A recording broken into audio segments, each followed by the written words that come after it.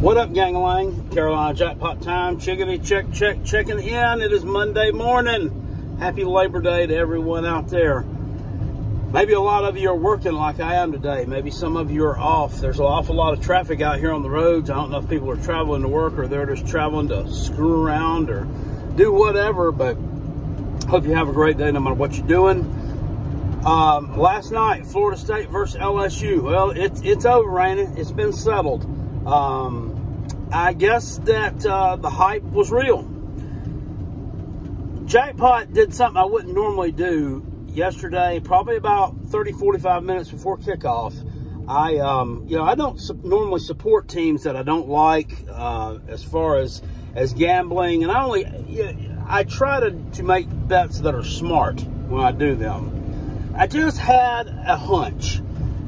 You know, a lot of these teams that have gotten some hype in the offseason and said they're going to be better, your Texas A&Ms, your Miami, your Floridas, they actually went out and looked the part this past weekend. So I said, well, you know, and not to say that Miami's gotten a ton of hype. Like, nobody's predicting to win the ACC or anything.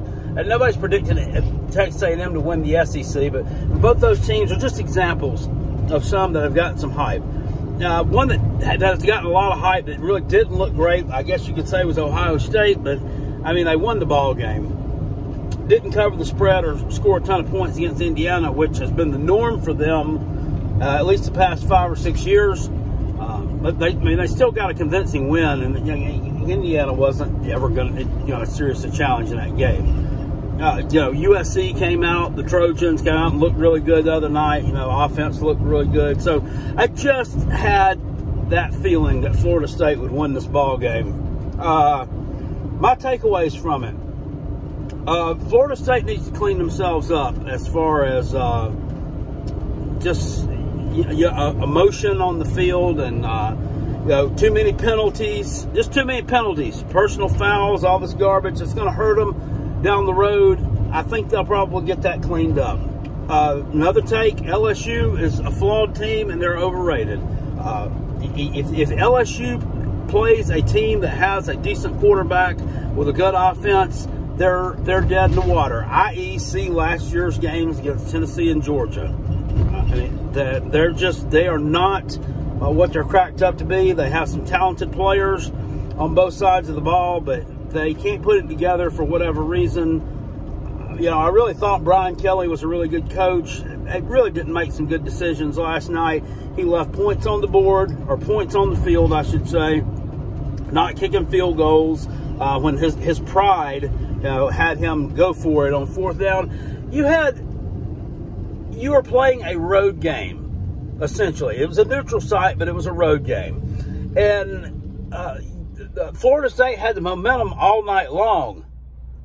So why would you not take a chance to get points when they've got the momentum, and odds are they're going to stop you? And that's what they did.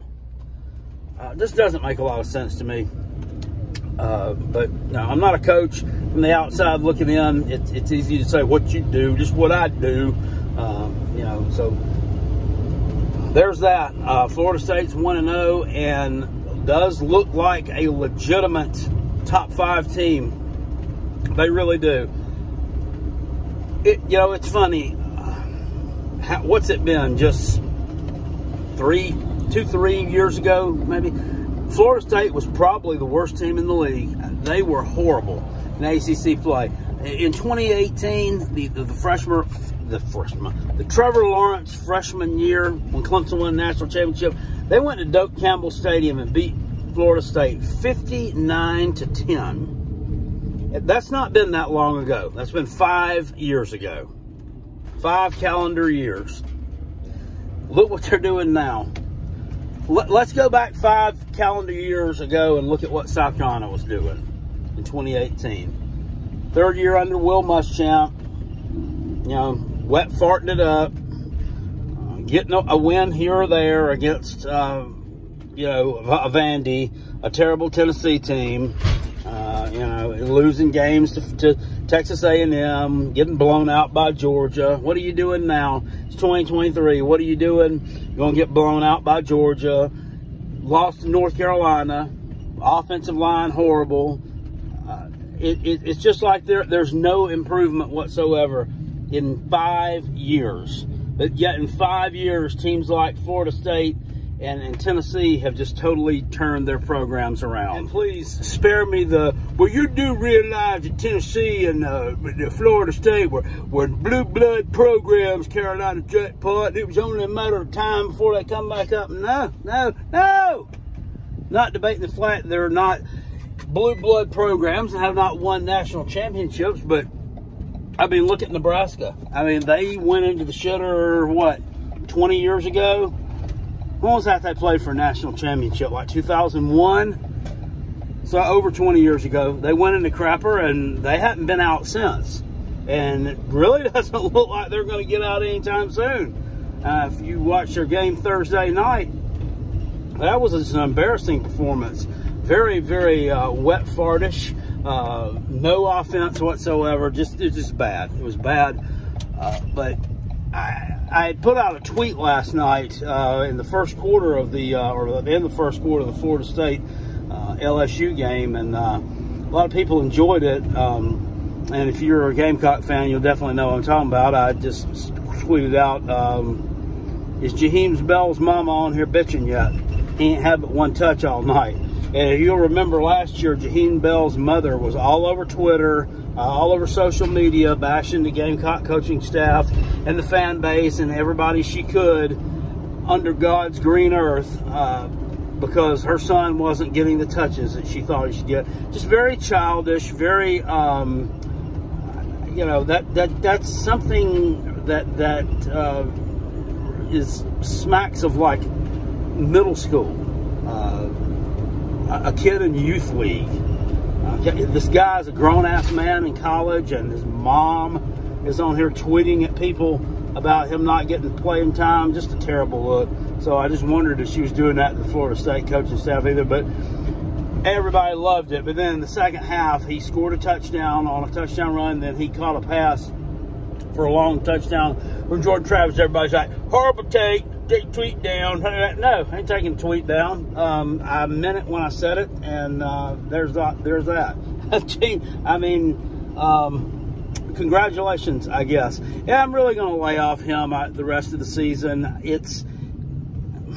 There's no reason to just waste energy on disliking a team that you don't play, that you're not going to play, a team that's obviously better than you by a country mile. I should be cheering for them, and that's what I'm going to do. I'm going to pull for them the rest of the year. They are in the ACC, and I'd love to see them take down Clemson, and I think that's a very realistic goal. That's not out of the realm of possibility. The way they looked last night, I think they can compete with anybody in the country and take down most anybody in the country, and that includes the old tater shits. We'll see in a few weeks, and if they win out the rest of their games, they'll end up playing twice if Clemson even makes it that far. I don't know. They're losing to Duke tonight, so that's going to kind of put them behind the 8 ball just starting off the season. But maybe they'll win the rest of their ACC games. I know they're going to beat North Carolina. Yeah, I had a lot of people here. North Carolina's a good team, Carolina Jackpot. They had some 5 stars on the defensive line. Well, I mean, where were they at last year? Because in 2022, you would, if they were as good as you say they are, you would have seen flashes of them being good then. They don't just all of a sudden go from hot dog water, can't get but 16 sacks in an entire year to a dominant defensive line. It just does not happen. They didn't add that many pieces for that to happen. It was South Carolina's offensive line. It's not what North Carolina did, it's what South Carolina didn't do. And people laugh at me when I make those kind of statements, but that's absolutely 110% true. I'm not saying that they gave no effort whatsoever, but what they did looked effortless because we put out no effort whatsoever. But you know, on to the next one. I mean, you can't keep dwelling on the past. Just got to bury it in the past. That's where it belongs. And I still go back to my old adage that nobody's as bad as they looked last week. Nobody's as good as they looked last week. Maybe they can somewhat get it together. I don't think that they're going to be able to totally mask an inept, soft, slow offensive line with zero footwork and zero skills, but hopefully Dowell Loggins is smart enough and is a good enough schemer. He can come up with some plays that can kind of circumnavigate this horrible O-line. And you're not going to be able to totally do everything that you want to do, but maybe if you can do 60% of what you can do, you can be successful at that 60%, then maybe that'll produce a few wins. And guys, I hate to say it, it's going to be a long year, and this may be the year. This may be the year that South Carolina finally loses to Vanderbilt. It would be embarrassing, and I'd hate to see it come to an end. You know, not so much that the dislike for Vanderbilt, but it's always nice to be able to have that one SEC win that we could chalk up, and I don't know that we can chalk it up any longer. And quite frankly, think at this point, it is definitely not a given that we beat them. In fact, they may come to Columbia and win that game in November. In fact, I think they do. So that's about all I got to say about that. Hope you enjoy the rest of your Labor Day, guys. Tune in tonight for some football. We're going to have our live show during the Clemson-Duke game about 9 p.m. So peace. I'm out of here. Go Cox.